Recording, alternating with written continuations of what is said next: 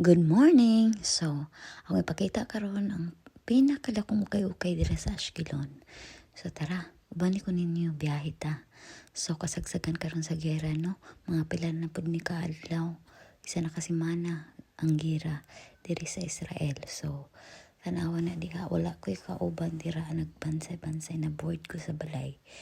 Guys, kay karon mga adlaw, kuyugan po ko na akong alaga, kay nagulat siya siyang bus, kay nag-open na ang mga doon. So sa kadugay na mga hinuglat sa bus, no, kay dugay kay naabot mga 30 minutes, nawala na akong alaga, gusto na siya muli sa balay. So, mura na siya kalibangon, wa siya kasabot siyang gibati. Ito ko ni Adto Ana, nagbiyahe pa ko dito sa Ashkelon, mga 20 minutes pa manggo dito padulong. So, kailangan ako mag-bus para moadto dito.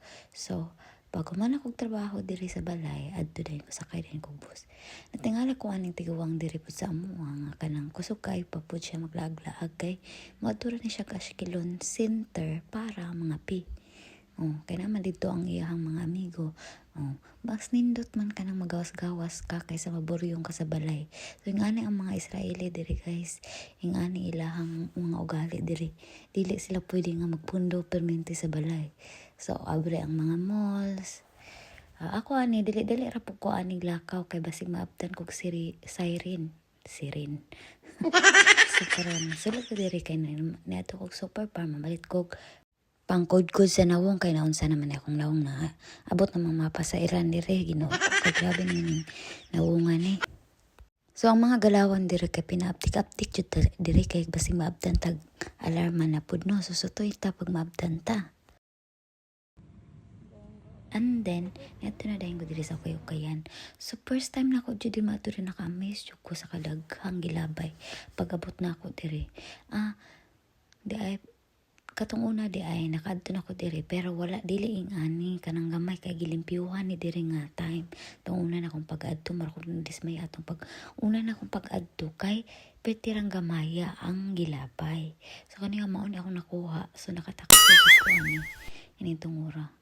So mao na akong mga nakuha nga sapatos. Daghan kay akong nakuha. So katong nga higayon na daghan kay nagtapon ato mga fresh pa from sa ilang mga sakyanan, sa ilang kotse, mga gwapa kay mga humot pa kaayo. So kani una napunitan yun ako na isa na siya ka daghan kay silupin iyang gilabay. So na-timingan ako na naglabay siya bag-o ako din gikuha. So daghan kay after nilang magtapon naaday nanapok dayon ang mga tao guys. So binabantayan jud ay ni diri nga lugar. Daghan jud ay kaayo nakabalo ani nga lugar. So karon na jud ko kabalo ay ko pila na ko diri 4 years na ko diri sa Ashkelon. Karon po ko kabalo nga naday main nga labayanan sa mga ukay-ukay.